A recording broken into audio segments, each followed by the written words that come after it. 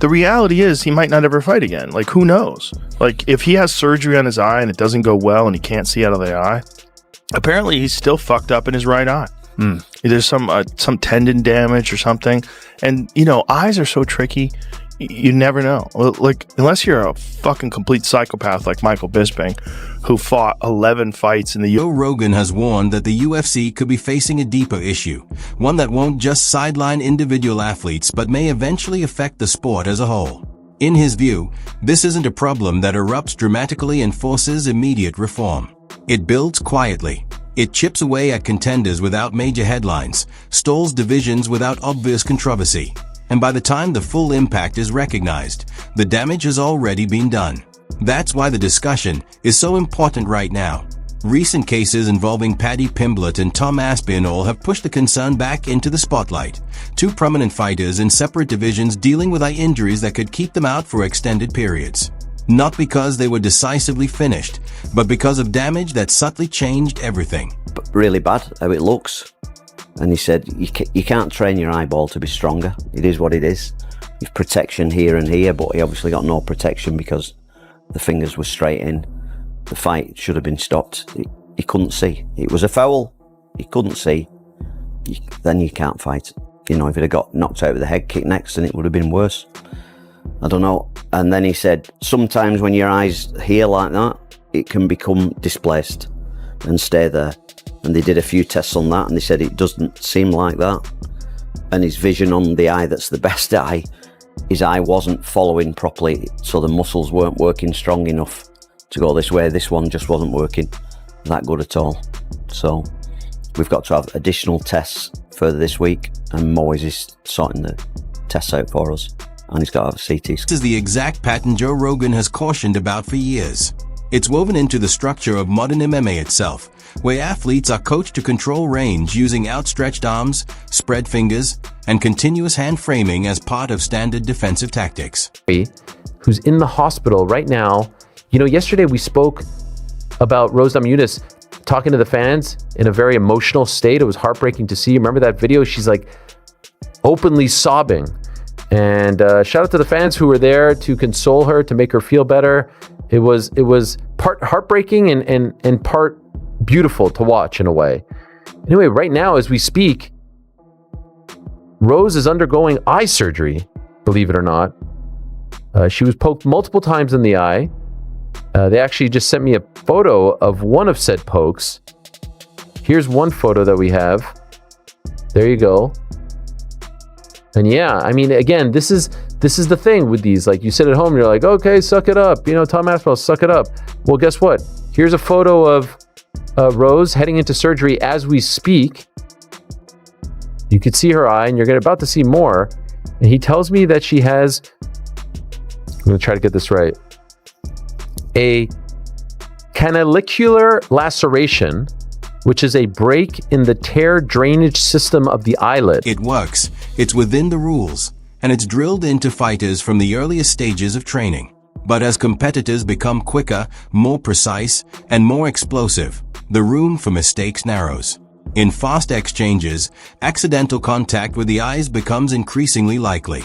And when it does occur, the response is often minimal, usually just a warning from the referee before the action resumes and the moment fades from attention. It is that it works. So the best thing you can do is keep your head in the game, and I'll do everything I can to manage. All that training for that? Yeah. Don't worry about it. Trying to be okay, mate. What are you doing? The left one was really deep. The left one was really deep. Yeah, sorry, but one twice. Yeah, twice before he got one for it. Mike Bisping, he lost his eye. It's just a horrendous thing to think as a parent, really. And I know what it's like these days with people saying what they want, but if it's just your son, and they could lose an eye and their health, and they've got children to look after, you know, something needs doing about it. No.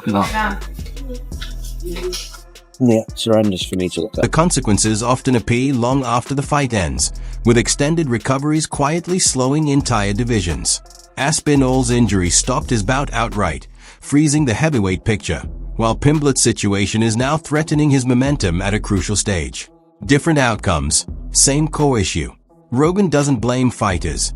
He points to the rules and glove design, arguing that gloves that naturally curve the fingers downward could reduce accidental eye contact without altering the sport itself. The UFC gloves, the way they are right now, why don't they cover the fingers? Why don't you have a glove where you have the padding on the knuckle, but that you just have a layer of leather that goes over the fingers and goes behind the hand like this? Almost like Pride gloves a little bit, but over the fingers. But covering the fingertips. The problem is the fingertips going into the eyes. Like every time you see a poke, it's like one finger going into the eyeball. But if you have it covered up, it would be different. Like it wouldn't be one poke going straight through. It'd be a layer of leather. But I'll tell you this, I've been fighting for 25 years. I've never poked anybody in the eye, not even in training. Eye pokes are probably the worst. I think when a guy gets eye poked, I think it should be a 1 point deduction no matter what. Because you can't see. I would say that's probably the worst out of all these things. You can speak to this. You get poked in the eye. I know I've been poked in the eye, but I've poked a few dudes in the eye. I'm trying to stay out of this. I'm sitting here trying to figure out how I approach this.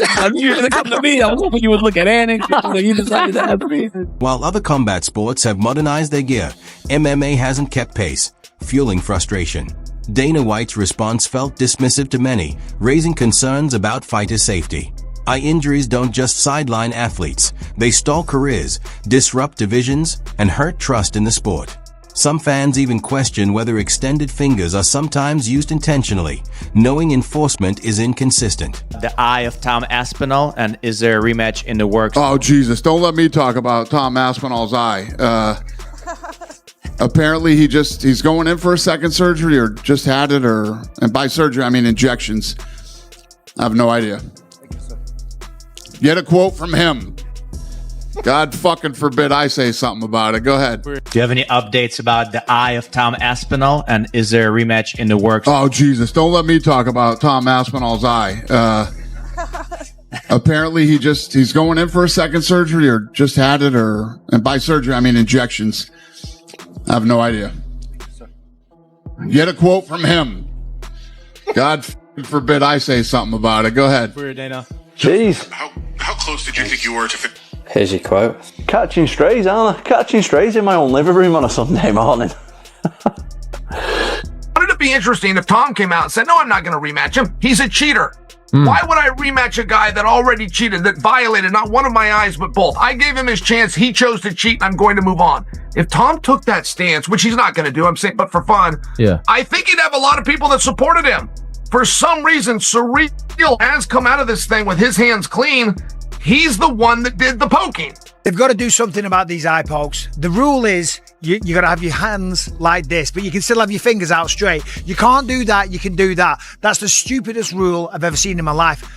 Make a fist. Simple as that. You're throwing punches, and you got to parry shots, but you just got to unbend your fingers. It's really not that hard. This is a stupid rule. Only Tom knows what happened. Could he see? Couldn't he see? Could he continue? I can't make people fight if they feel they've been injured. After the Jones fight, a lot of people wrote Cyril Gane off. He looked damn good tonight. I mean, he had Tom bloodied up, and Tom didn't want to continue in the fight. The rematches. It's not that the sport promotes cheating, but critics argue the structure can unintentionally reward risky behavior without strong deterrence. Whether that perception is accurate or not, the fact that it exists is concerning. Rogan's stance has been steady. Fighters have evolved, the pace is faster, and the margin for error is thinner than ever. If the rules and equipment fail to keep up, the sport risks losing talent in ways that never make the highlight reels. That's the deeper threat, not a single controversial bout, but gradual erosion. Fighters lose valuable time, divisions lose legitimacy, and the UFC ends up reacting instead of leading. If adjustments aren't made, the issue won't disappear, it will grow. And when the consequences fully surface, the debate won't be about whether eye pokes are part of MMA, but why a preventable problem was left unaddressed for so long.